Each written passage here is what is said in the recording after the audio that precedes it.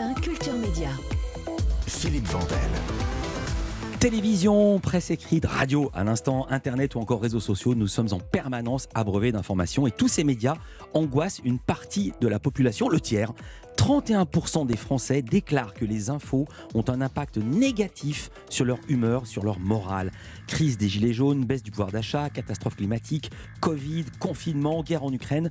Face à l'afflux toujours plus dense d'infos, souvent anxiogènes, c'est même le principe bad news is good news, une partie des Français a fait le même constat depuis qu'ils ont arrêté de les consulter. Ça va mieux depuis. Qui sont-ils? Réponse dans un instant.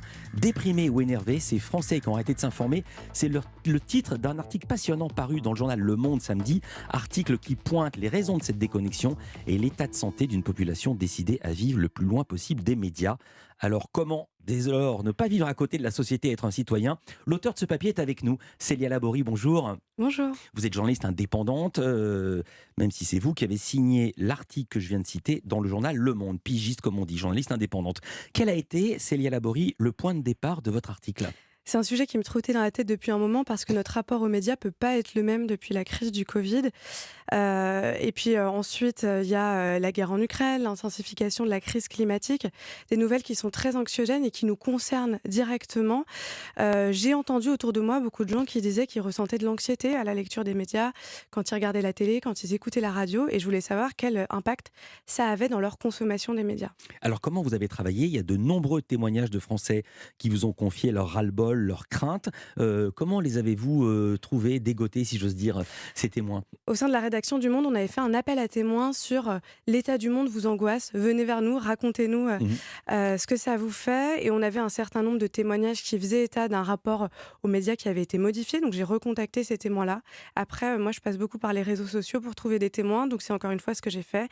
Et puis je suis aussi passée par mon entourage parce que je pense qu'on connaît tous des gens qui sont concernés par ce sujet. Alors, sans être une étude sociologique, est-ce qu'on pourrait dire qu'il y a un profil, une moyenne d'âge, une catégorie socio-professionnelle de gens qui ne veulent plus allumer la télé et lire la presse? Eh ben, en fait, ça concerne un peu tout le monde. Ça concerne des gens de tous les âges, des gens de tous les milieux, urbains comme ruraux, et notamment ce qui peut être étonnant, des jeunes urbains diplômés qui ont l'habitude de s'informer avec les réseaux sociaux et qui devraient connaître les codes justement de l'information et savoir la maîtriser, et qui font état d'une grande fatigue informationnelle. Ils ont l'impression d'être complètement dépassés.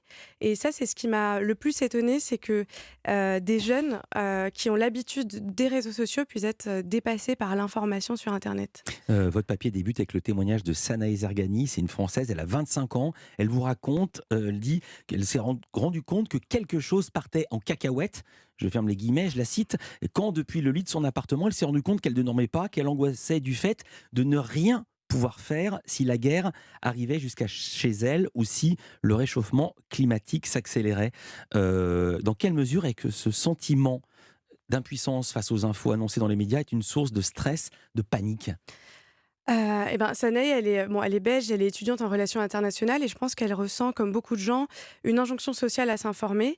Et du coup, elle se dit que c'est important pour elle de suivre les médias tous les jours, sauf que on ne peut pas commencer la journée du bon pied quand on entend parler de menaces nucléaires en Europe dès 8h du mat avant d'avoir bu son café. Et elle, du fait de cette injonction à l'information, il y a un moment dans sa vie où elle était tombée dans une addiction où, avant même de boire son café le matin, elle allait sur son téléphone, sur Google Actualité. Et le soir, et ben, du coup, elle n'arrivait pas à dormir. Et du coup, ça avait un impact à la fois sur son métabolisme, sur son état de santé. Et elle a fini par se dire, il faut que je coupe pour ma santé mentale, en fait. Et alors? Et ça allait beaucoup mieux. Le soir, elle regarde plutôt un épisode de Grey's Anatomy et évidemment, elle se sent mieux.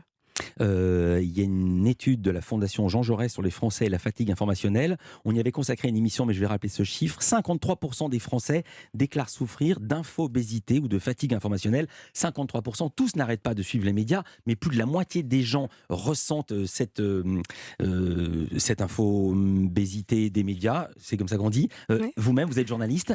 Est-ce que vous-même, vous le ressentez? Vous l'avez déjà ressenti? C'est une question que m'ont posée les gens que j'ai interrogés pour l'article. Normal. En fait, moi, quand je lis un article, quand j'écoute la radio, j'ai peut-être une espèce de médiation dans le sens où j'écoute aussi la façon dont c'est traité et je l'écoute de façon professionnelle, donc j'ai une forme de recul. Je me dis: «Ah, ce reportage est bien fait, cet article est bien écrit» et je prends pas les choses dans la face comme peuvent le prendre, les autres, consommateurs de médias. Mais par contre, d'entendre tous ces témoignages nous force à nous mettre à la place de nos lecteurs, de nos auditeurs et je pense que c'est quelque chose d'assez sain en tant que journaliste, de se demander quel effet on produit sur la santé mentale, des gens qui nous écoutent ou qui nous lisent. Eh bien, puisque vous posez la question, est-ce que les témoins qui parlent dans votre sujet ont lu votre papier? Et que Oui, vous ont-ils dit? je leur ai envoyé. Alors, je suis contente parce que ça leur a plu, alors que bon, parfois on peut se dire comme, ils ont, des griefs envers les médias, ils pourraient avoir du mal à lire ce genre d'article. Mais bon, déjà ils l'ont lu, donc ça fait 1 article qu'ils ont Mmh. lu dans le mois, c'est déjà ça. Et ils m'ont dit qu'ils se reconnaissaient dans ce que je disais et que ça leur avait plu, donc c'est déjà, ça de prix, on va dire. Il y a une autre témoin de votre article qui explique qu'elle a arrêté de s'informer parce qu'elle trouvait les images diffusées à la télévision trop violentes. Elle dit, je la cite, qu'elle préfère vivre dans un monde de bisounours plutôt que faire face à cette réalité qui est tout sauf gay. Dans quelle mesure les médias contemporains, la télé en tête, ont-ils pris la mesure de l'anxiété qu'ils génèrent chez les téléspectateurs, les auditeurs, les lecteurs? Est-ce que vous avez l'impression qu'avec le temps, les télévisions ont un peu changé leur fusil d'épaule? Ce matin, dans le journal de Louise Bernard, j'y pense à l'instant, il y a Arnaud Ngacha qui s'occupe des opérations spéciales de France Télévisions. Ils font une grande spéciale aux arbres citoyens ce soir et il nous disait on ne veut surtout pas culpabiliser les gens. Oui, en fait, c'est un petit peu paradoxal parce qu'on sait que les images chocs génèrent du clic, génèrent, une envie de regarder et c'est souvent, les sujets, chocs et les plus, trash qui vont générer le plus de clics et en même temps, c'est ceux qui vont, produire un rejet chez ceux qui les ont regardés. Donc il y a une ligne de crête, un équilibre à trouver. En tout cas, effectivement, cette femme qui témoignait, c'est une mère de famille, elle a une Mmh. fille de 6 ans et elle dit qu'elle peut pas se permettre de laisser, le journal télévisé, tous les soirs en fond dans le salon parce qu'après sa petite fille lui pose des questions sur notamment au temps du Covid, des images un peu anxiogènes des hôpitaux en Chine et qu'elle préfère que les malheurs du monde n'entrent pas dans son foyer, que ce soit une bulle protectrice. Elle avait un peu cette expression de ben, moi je préfère faire l'autruche. Ça peut se comprendre, même si ça peut aussi par ailleurs poser des problèmes. Il y a la youtubeuse Clémence Martin qui a créé la chaîne The Positive Place qui se déconnecte, qui arrête de s'informer. Elle dit que ça relève du bien-être et que c'est une façon évidente de prendre soin de sa personne. Vous êtes d'accord avec ça? Ou en tant que journaliste, vous n'arrivez pas non plus à y souscrire totalement? Parce que là, on est dans un paradoxe. Et je m'inclus dans ce paradoxe.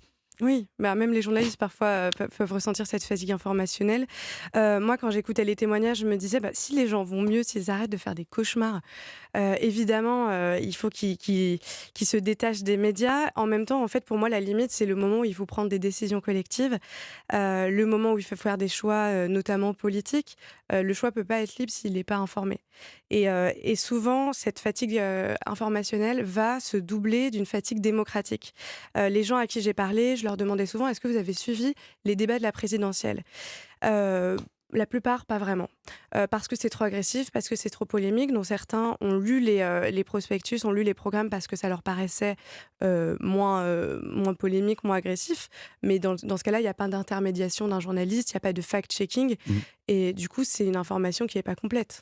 Alors, il y a peut-être un moyen terme, une des pistes potentielles pour appréhender l'actualité, ce serait le journaliste de solution. Vous êtes d'accord avec ça?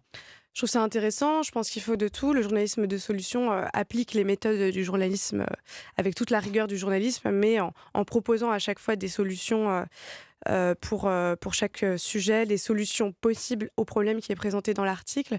Euh, Moi, quand je lis des articles qui me mettent en colère ou qui me rendent triste, ça peut me donner envie de faire bouger les choses. Donc, je pense qu'il faut conserver parfois cette négativité dans certains articles, mais avoir un dosage de journalisme de solution dans un média a aussi son importance.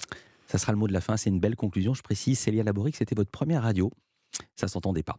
Je rappelle que votre article Déprimé ou énervé, ces Français qui ont arrêté de s'informer est disponible en ligne sur le site dumonde.fr. Ou alors si on trouve des vieux journaux du Monde, c'était dans l'édition de samedi pour qui a encore la presse papier. Nous, on se retrouve dans un instant avec un doc qui propose une autre façon d'appréhender le harcèlement à l'école avec une stratégie de défense basée sur la répartie, sur l'autodérision. Il est question d'Indiens et de flèches.